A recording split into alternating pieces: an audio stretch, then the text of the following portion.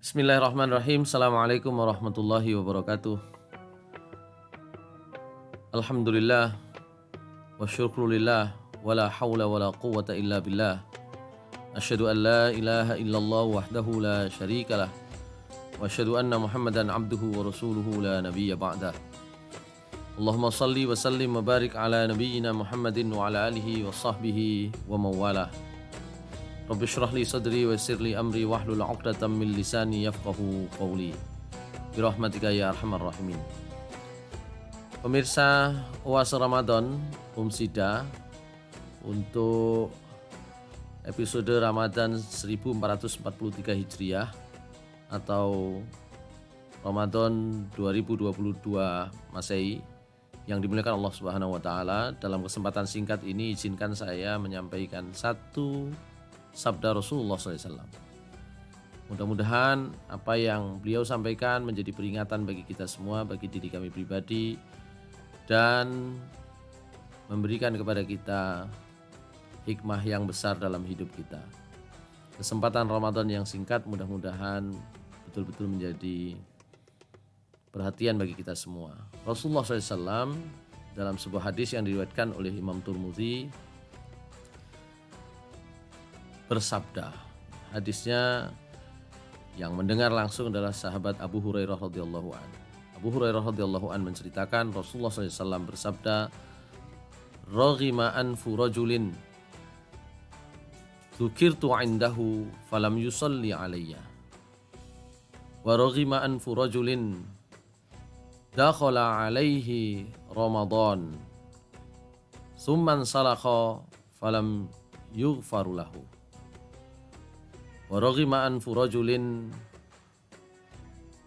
adraka 'indahu abawahul kibara falam yukhrijahul jannah."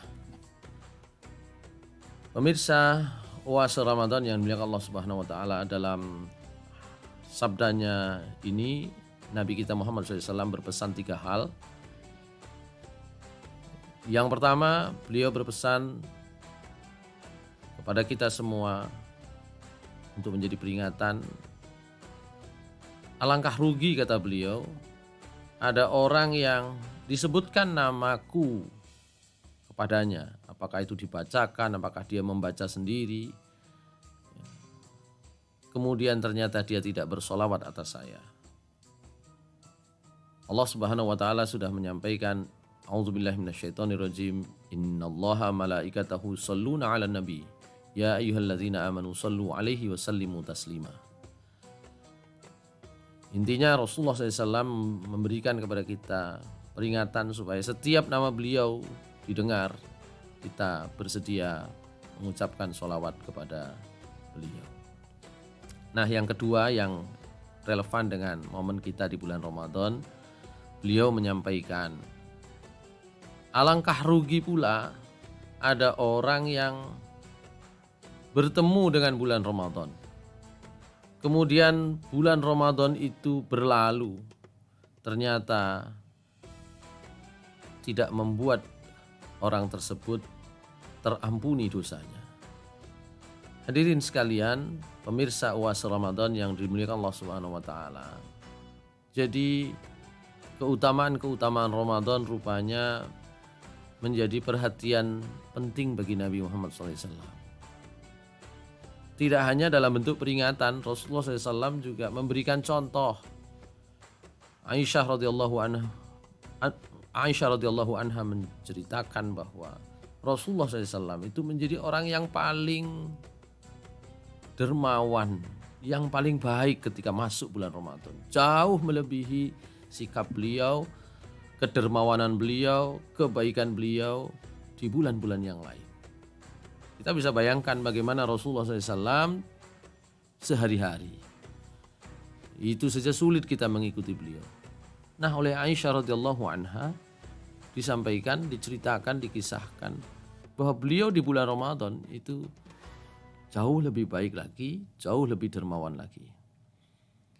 Maka tidak aneh kalau kemudian beliau memberikan kepada kita peringatan bahwa orang yang bertemu Ramadan dan kemudian berpisah dengan Ramadan tanpa ada asar, tanpa ada jejak yang baik, tentu itu sebuah kerugian besar.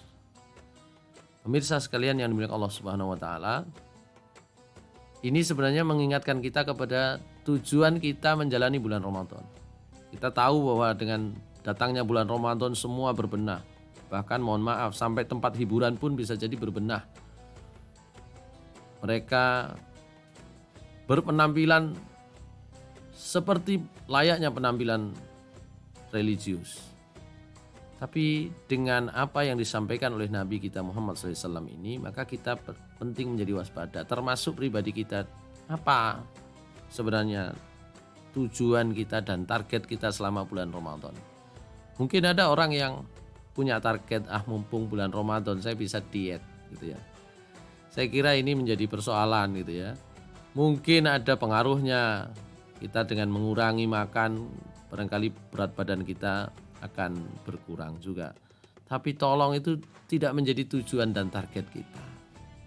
Mungkin ada yang berkata lagi, dengan Ramadan alhamdulillah bisa ngirit belanja, bisa makan atau buka atau sahur di tempat-tempat umum yang menyediakan. Saya kira itu juga harus kita hilangkan pikiran-pikiran semacam itu. Atau barangkali motivasi-motivasi lain yang bukan karena Allah Subhanahu wa taala. Maka apa yang disampaikan oleh Rasulullah SAW tadi itu sungguhnya menjadi peringatan supaya kita seperti yang disampaikan oleh Allah Subhanahu wa taala. A'udzubillahi minasyaitonirrajim. Wa ma umiru illa liya'budullaha mukhlishina lahuddin. Jadi kita diminta beribadah itu ikhlas kepada Allah. Bukan karena motif, wah enak Ramadan ya bisa ngirit, enak Ramadan bisa mengurangi berat badan, enak Ramadan dagangan jadi laris, enak Ramadan. Yang ternyata itu semua tujuannya duniawi. Kita arahkan supaya niat kita adalah karena Allah Subhanahu wa taala, tentu saja dalam menjalani amal ibadah kita di bulan Ramadan juga karena Allah Subhanahu wa taala.